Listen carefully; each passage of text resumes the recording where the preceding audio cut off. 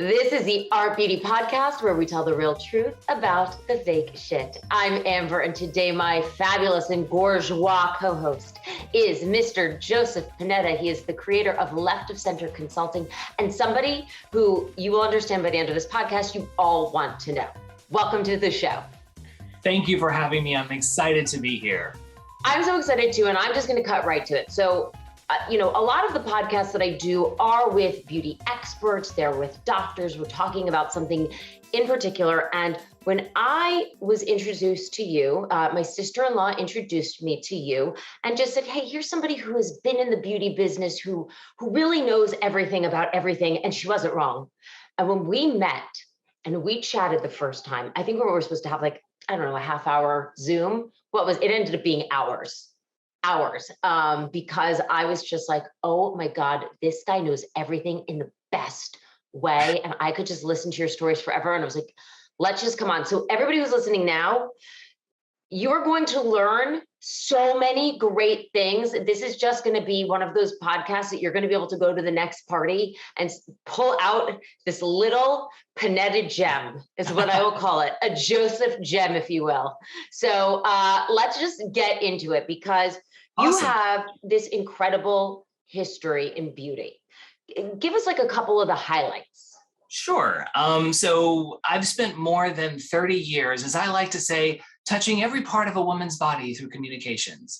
I have done hair color, hair care, color cosmetics, skin care, the Botoxes of the world, Wonder Bra, soy menopausal supplements, Dr. Scholl's pedicure essentials, fingernail polish. Am I forgetting anything? Well, you know what I want to laugh about, or not laugh, I want to tell people, because I got to sit down. We had a fabulous lunch not that long ago. So I touch on a lot of subjects. There's a lot of information that goes on, and a lot of it, honestly, it comes in, I'm really excited about it, and it goes out.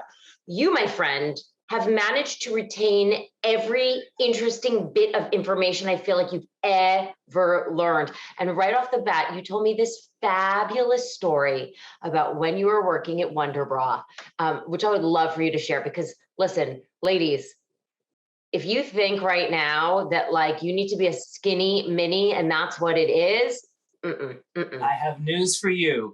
This is why attraction fools us, right? So years ago, Glamour magazine did a study. They lined up women from size 2 to size 20, and almost like a Law and Order, perp walk, right? They put men on the other side of the glass. And they asked men, looking at these women, what size do you prefer? And they had their sizes in front of them, 2, 4, 6, 8, etc. And the vast majority of men were, their preferences fell somewhere around a 6'8". And at that time, that was considered the body ideal. That's what they wanted models to be, etc. Then they did something super clever. They blindfolded the men and brought them in the room with the women, and they shuffled the women around. And they asked the men to hug the women, right? And then they asked them, which one felt better? Uniformly, a 14, 16 size? Yeah. So think about this. The size doubled when they touched them. The feel felt better than the eye taught them they would like. And that was mind-blowing to me. I just thought, wow. Women need to know this. I love this on so many levels. I also laugh because a study like this could never happen today, right? You would never be able to have random men touching women of all different sizes. Unfortunately, I just don't think we could get away with this today. And I'd also be interested, I wonder, do you happen to know, and I hate to say this, but was this a panel of mostly white men? Or do you think it was all mixed races? Actually, at different times. At that time, I don't know. I don't recall if there was I would believe that they would use a fairly mixed panel, but they would not have focused on the mix as much then as they would now. today. But we also have to understand that society's gone through a major shift. If we look back just not even that far, J-Lo and Junk in the Trunk made 8-year-old girls suddenly feel confident about their bodies as they're going through early puberty and they're putting on a little bit of weight, and it made them feel okay about that and own that. And that, the sexiest thing a woman or a man can have is confidence. 1,000%. So let me tell you, when I met my husband, I was a good I don't know. I was living with my best friend at this time. We were like in our we just turned 30. We were partying, we were boozing. We would come back, we would order like the left side of the diner menu. And when I met my husband, I was fluffier. Let's just put it that way. And I remember one time he said to me, he's like, "You are as beautiful as the day I met you." And I was like, "Take that back." But he was like, "I want my woman to look like a woman." And he always says to me, he's like, "This ideal of like the stick thin model," he's like, "We're not going to make blanket statements here," but he's like, "I think a majority of men don't want that." When we think about the beauty ideals through time, right? And I'm not talking about going back to like, Van Gogh and Rubin. I'm talking about like 50s, 60s, 70s. Those Marilyn Monroe as a beauty icon, if you look at those photos, she had cellulite. Yeah. And if you look at well, wasn't she supposedly like a size? Was she a 6 or an 8, or was she a 12? No, she was a 12. But a 12, but honestly, but a 12, then, we've got vanity sizing now. So I believe that like a 12 then is probably like a Banana Republic. Maybe, but I think for me, it was all about the proportion. And that's the kind of like the Linda Carter appeal. Like I grew up on Linda Carter as Wonder Woman, and she presented to me the feminine ideal. She was tall and beautiful, the blue eyes, the dark hair. Like that was just like, wow, that is a stunner, right? But she was tall and thin. She was thin. But she was also a D cup, and she had hips. Yeah. She was not the rail that we see. No. Well, I feel like the rail really didn't come in until the Kate Moss, right? I mean, she kind of really popularized that like heroin chic look. That whole heroin chic. But like the thinner and thinner they became, the more they became like hangers. And the truth of the matter is, it helped designers with making sample sizes that could go on a runway. And that was more a commercial decision that became a societal impact. And I remember very clearly when I learned that the statues, right? The statues that you see in the Metropolitan Museum or any museum, Greek and Roman men and women, and those perfect physiques. They're gorgeous. I mean, my God, these people, if they lived, they were just amazing. They're not a single person. I come to find out in art class. This is good.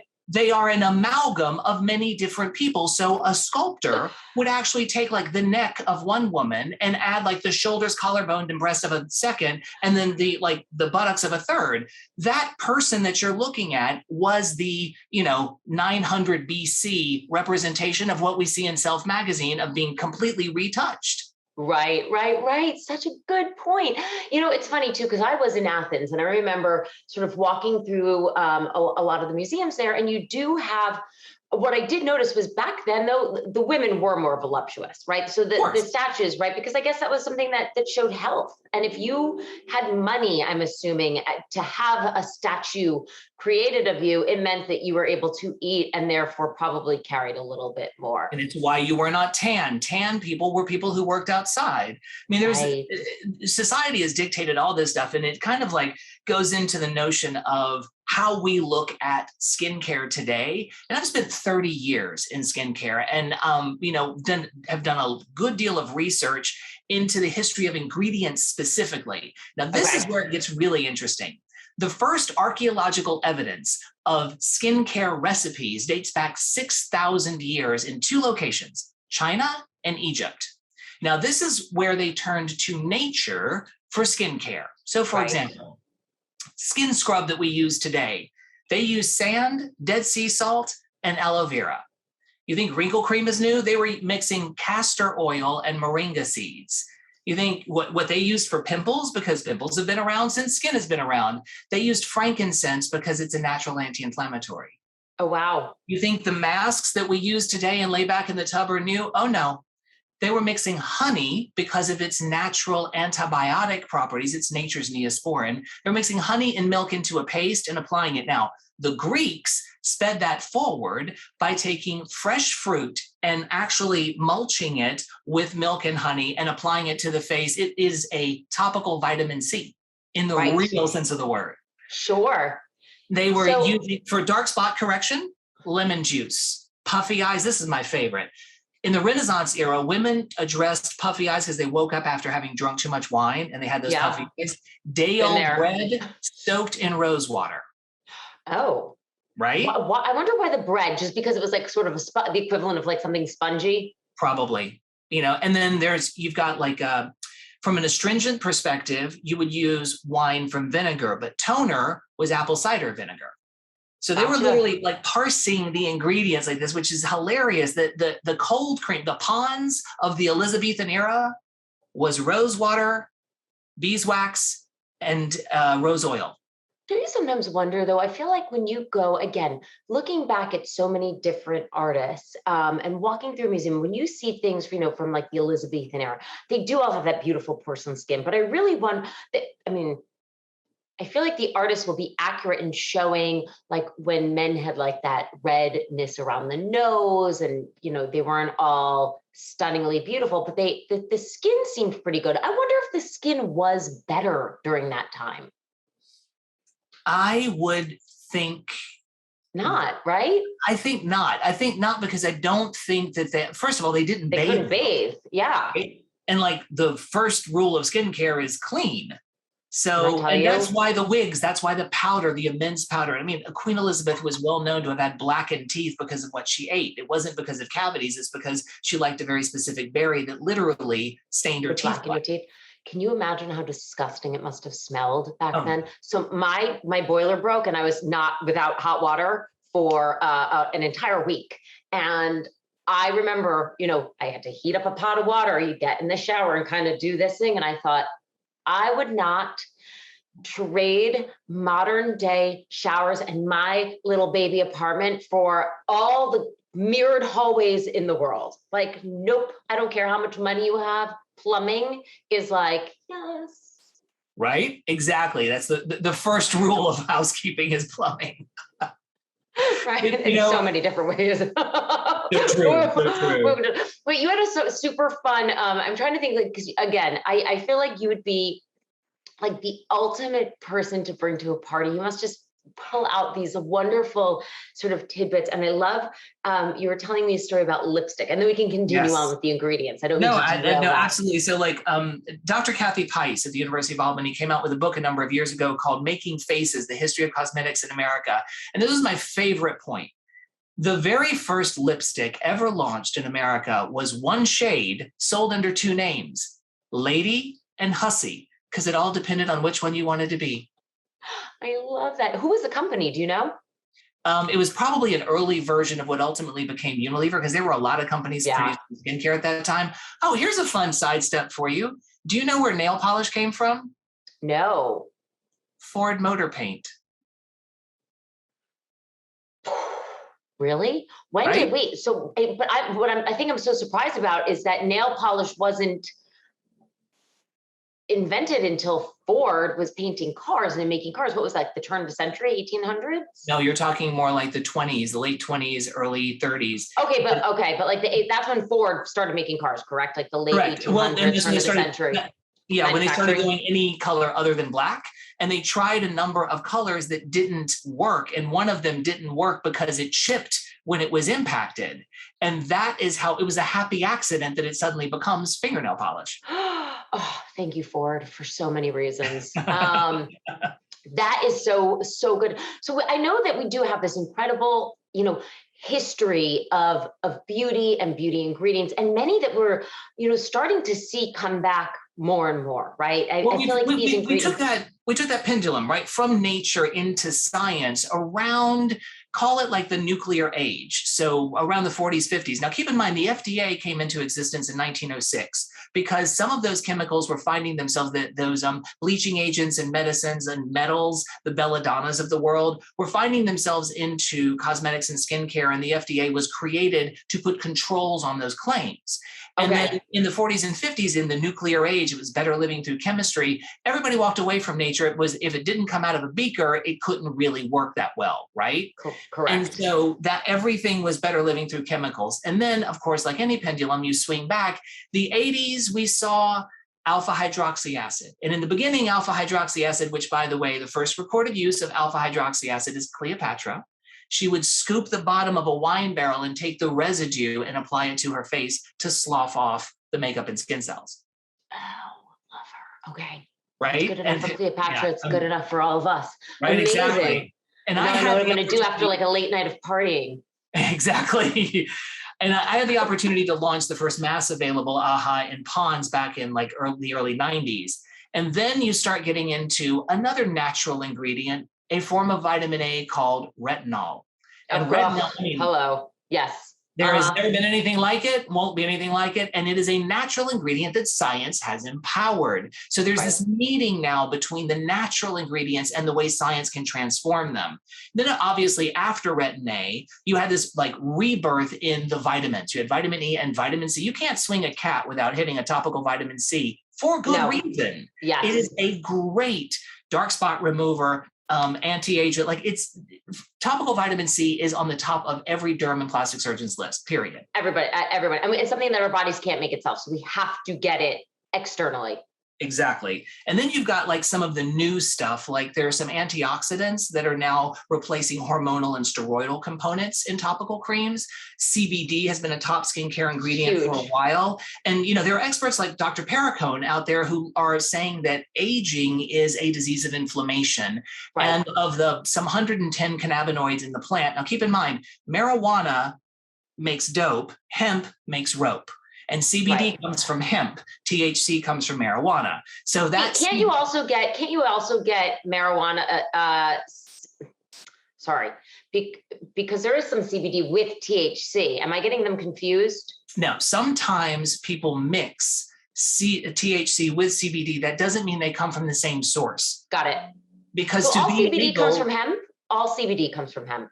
All federally legal CBD comes from hemp. Thank you. Okay.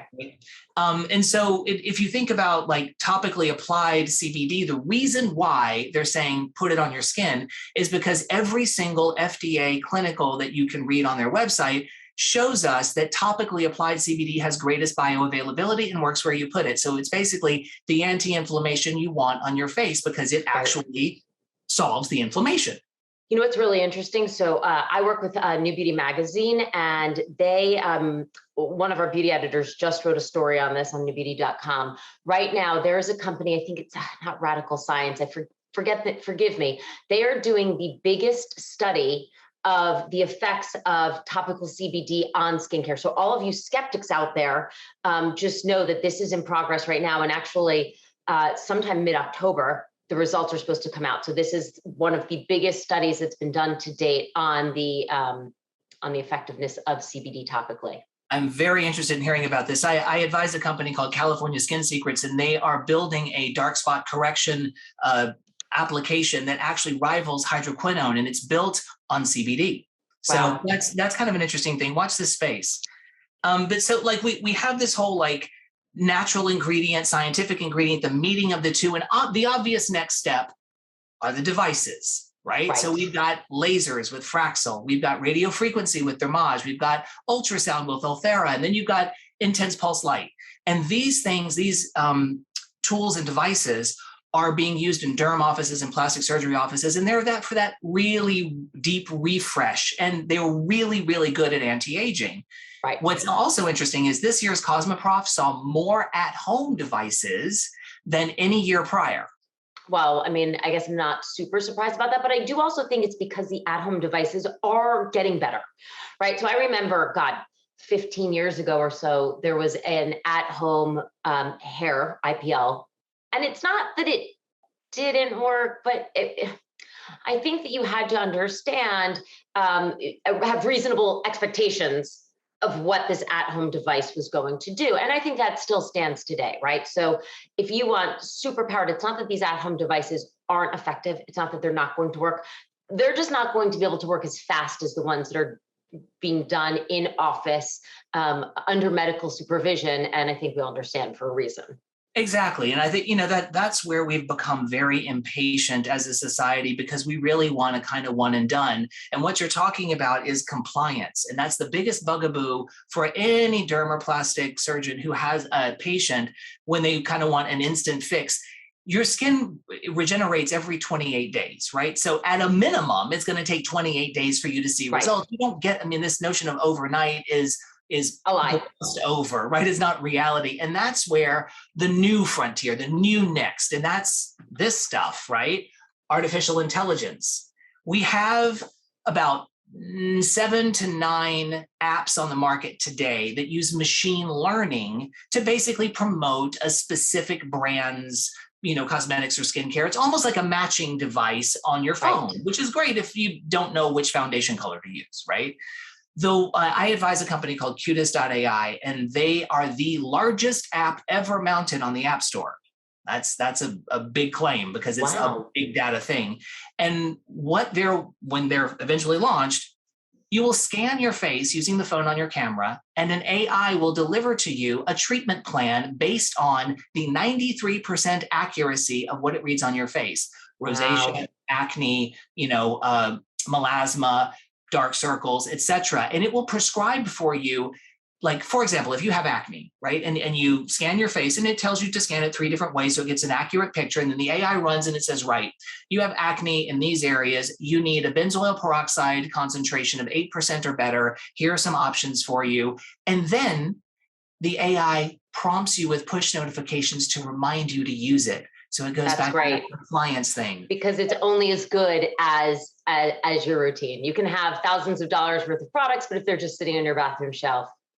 Exactly. And then the other part is this AI is so sensitive that the more often you scan your face, the more it knows about your face. So it'll say, you're about 3 weeks away from your Botox needing to be re-upped. Or like my favorite story is if you are a 16-year-old girl suffering with acne, right? And you're scanning your face, it will know when your cycle is coming because your acne is getting worse and the medication isn't working. So it'll tell you to up it.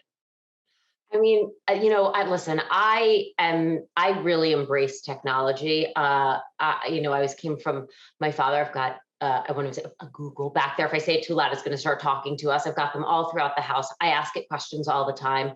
But I guess in some ways it is a little bit sort of jarring how much information about us is out there and accessible. And listen, on one hand, I'm like, you know what, I'm just going to go with it because it does make your life better.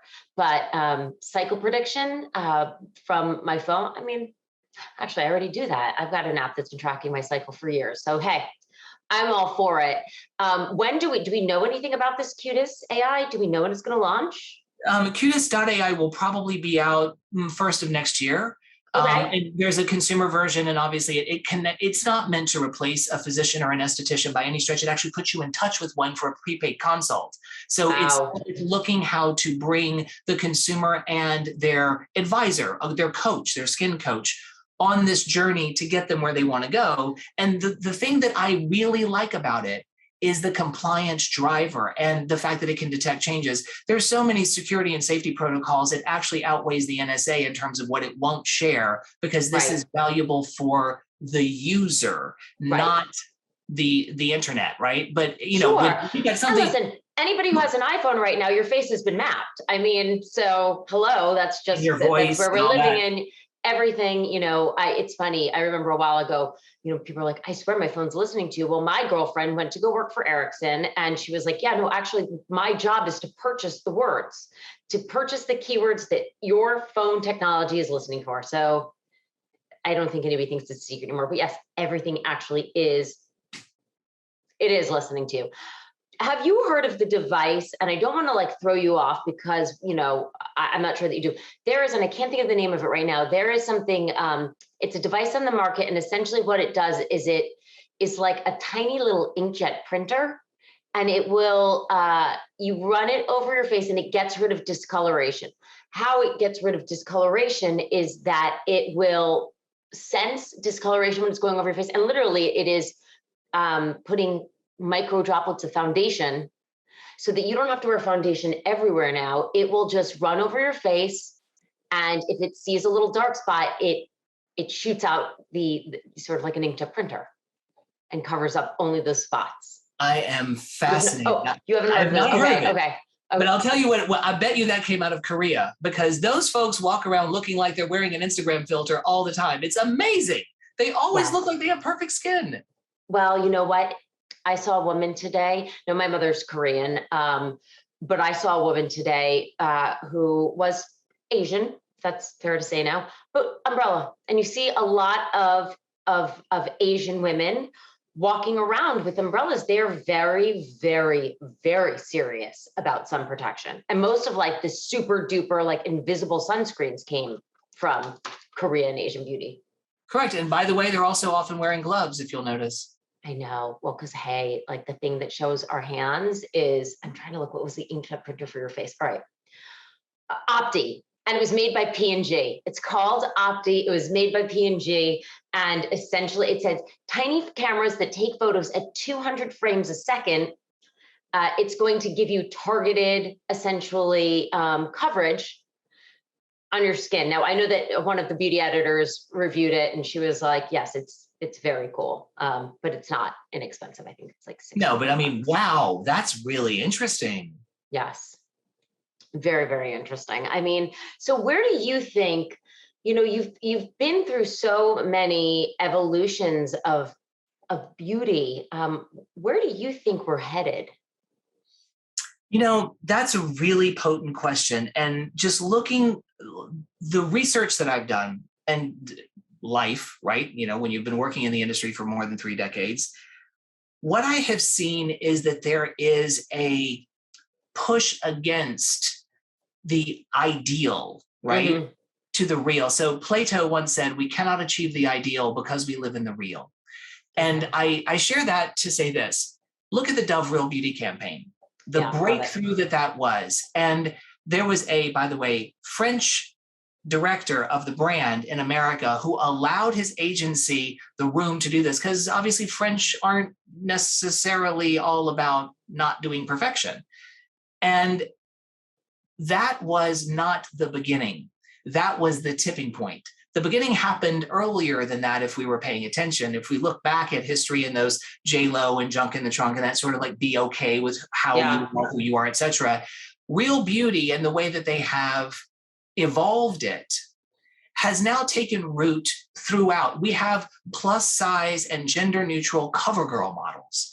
So the idea of multiculturalism in beauty, natural hair in the African-American community, the every shade under the sun for Band-Aids, right? We're getting there. It's the last frontier to get us there. But ultimately, we will be looking at beauty standards that are no longer singular. They are expansive. I just did a wonderful podcast with Cosabella, and one of the things that blew me away that I found at Tritian, Cosabella, who is a very famous Italian-inspired luxury lingerie brand, is now opening. They're working on inclusive sizing for men who are wearing, for transgendered men, for men who just want to wear a beautiful lace thong. But they were like, we realized that a big part of so the bralettes, they were like, a bralette for a man is not going to be the same, even for a bralette as a very flat-chested woman. It's going to need different support. And so I just loved that they were working on this and that we're seeing that, so that it's not just, okay, here's all of the sizes, but it's like, here's all of the sizes and the genders and the colors and all of the good stuff in between. I firmly believe that inclusivity is the new black. Basically, it's going to be the thing. Everyone is going to pony up and need to, because that's what the consumer is going to look for. Right. I mean, it's just crazy to think that when, you look back at like the 60s and all of the women had very similar, gorgeous hairstyles. And now it's so incredibly different. When we say what the beauty standard is, it's just, you're saying that there's going to be no standard because it's going to be so individual. Exactly. I think the beauty standard is an individual standard because it's about what makes me feel confident in my skin today. And that goes to what I put on my face, to how I wear my hair, to what I put on my body, to how I decide to show up in the world. And so I don't believe that people change who they are, but I do believe that people change how they are who they are. Oh, I love that. I absolutely love that. Before we let you go, I'm wondering if we can just Well, I'm just going to share it because you were the director of public relations for a woman that Elizabeth Taylor. Some of us know you. Okay, Elizabeth Taylor, big deal. You know, and I think that you actually did this documentary, and I learned so many fabulous things about her and what an incredible woman she was. And I'm just wondering if you can share the story about the ring that's so fun. Of course. So, I mean, it's one story that Elizabeth shared frequently because it would literally make her light up with laughter when she remembered it. So during her marriage to Richard Burton, one of two to Richard Burton, you know, he followed alongside many of her other earlier husbands who awarded her lots of beautiful pieces of jewelry. This piece was originally a Cartier diamond that was later renamed the Taylor Burton diamond. And it was 36.2 carats. It was like a giant teardrop ice cube, and it had a fastener on the back so that it could be a ring or it could be a brooch. Shortly after receiving it, she attends a dinner in London. At the table, she was sat with Princess Margaret and a bunch of other people, and these women were oohing and eyeing over this ring, and she was passing it around and people were trying it on, and Princess Margaret just sort of looks over and says, "It's perfectly vulgar." And Elizabeth said to her, "You know, you're right. Would you like to try it on?" And so she takes the ring and she slides it on the princess's finger, and the princess begins to look at her hand, and Elizabeth leans into her ear and says, "It's not so vulgar now, is it?" And I love that because, you know, she was like, oh, hello. How you doing? And what Elizabeth was doing was like, "Girl, I called you out." But yeah. You know, and that was just part and parcel of the personality of Elizabeth Taylor. And there, you know, there was the thing that I liked the most about being involved in that documentary was the narrative approach that they took was one about how this woman took control of her life and lived her life on her own terms, or what many of the women cited in the documentary as being a man's terms in the 40s, 50s, and 60s, you know, through the studio system. And in an industry where Hollywood controlled your entire life, from who you met, who you married, who you spent time with, the way that your hair looked, the way that, I mean, they controlled everything. Every aspect. In fact, they would actually control if you bought a house, your entire house would be outfitted by the prop department. And so you could come home and discover that your entire dining room was gone because they needed it for a shoot. If you're holding, and this happened, if you're holding a dinner, right? You call the prop department, you're like, "You took my dining room, I'm having a dinner at 8. The prop department would deliver another dining room complete with the silverware, the chandelier, the grand piano, like all that stuff, move it in, set it up so you could have your dinner party. But the whole point was they owned it. The only thing they allowed her to own was her car. I love that, you know, see, this is why I'm obsessed with you. Everybody who's listening right now, couldn't you just hang out with him forever? Because like, what an incredible thing. I knew that the studio controlled it. I had no idea that the prop department would not only set up everything in your house, but they would take it away if they needed it for a shoot. And didn't ask permission. No. I mean, you know, part of me though is kind of like, if somebody wanted to come in and redesign my house, I don't need to be that attached to the stuff. But yes, if you're having a dinner party, I guess you have to call and check in and say, "Hey, guess what? I need my dishes back." Indeed. And like, I'll share one other Elizabeth story with you that was really potent and powerful and hilarious. There was a lot of, like, it was the shot heard around the world when she was paid $1 million to play Cleopatra, right? And made her the highest paid actress ever, right? The highest paid actor in the world up to that point. Not just actress, actor. It was 8 times what she had been paid for her last film. Wow. And mind you, and more than any man at that time, correct? Exactly. Yeah. Exactly. So this is how that story went down, which is hilarious. She's in the bathtub, and Daryl Zanuck is on the phone from Fox, and he wants her to be Cleopatra, and she does not want to play it. She does not want to do it. It's going to be filmed in Egypt. It's exhausting. It's long. I don't want to do it. And so she's telling Roddy McDowell, her friend, who's on the other side of the bathroom door and translating over the phone, like, you know, by the way, this was like the 8th phone call, and she's in the tub. And so she finally shoots over her shoulder. She goes, "Tell him I'll do it for $1 million. Pause. Roddy yells through, "He said, okay, for $1 million. And Elizabeth was like, "I never thought they would say yes to that." And she said, "I just opened my mouth and fell under the tub, underwater in the tub, because I thought, well, crap, they called my bluff. I have to do it now. And so then she owned it. Then she was like, yes, I did demand $1 million and I should be paid $1 million. Like, so that sarcastic comment from a tub became the thing that made her the headlines all around the world. And by the way, that narrative of her taking control of her life and living her life on her terms is incredibly relevant to today's millennials and Gen Z, because they see that there were pioneers and forerunners who were actually blazing the trail that they are now on. Yes. And like a little bit of business advice that came from my daddy when I learned it very young.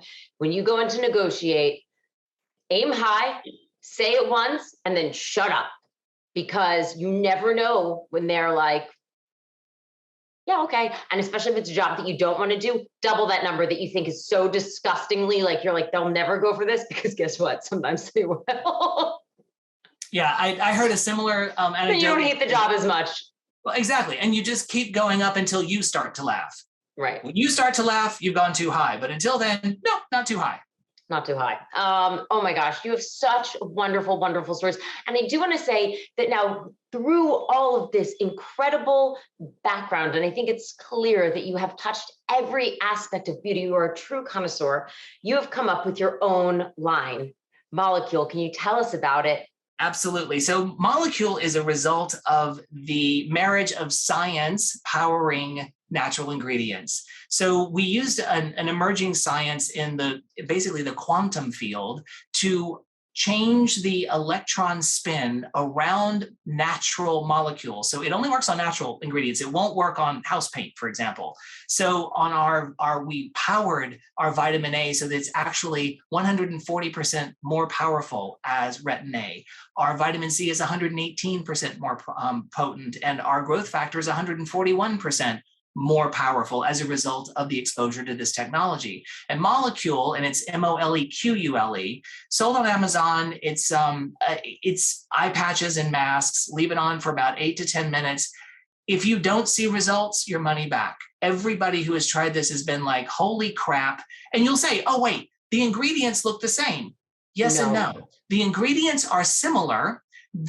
The application of the science to different ingredients in different packages renders different effects. Let me just tell you, it was a lifesaver for me. I was visiting you in California and went out and overindulged a little, let's just put it that way, one night. And the next morning, life saving.